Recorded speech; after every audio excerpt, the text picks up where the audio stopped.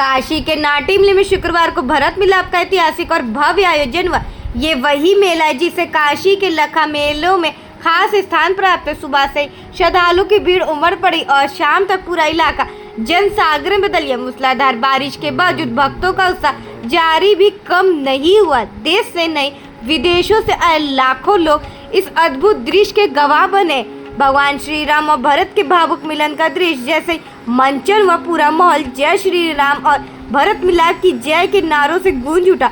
श्रद्धालुओं की आंखों में आस्था और भावुकता दोनों ही झलक रही थी। लोगों का कहना था कि ऐसे दिव्य क्षण जीवन में बार बार देखने को नहीं मिलता। ये वजह है कि काशी का नाटिमली भरत मिलाप हर साल लाखों लोगों को अपनी ओर खींच लाता है और धार्मिक आस्था को नई ऊर्जा प्रदान करता है।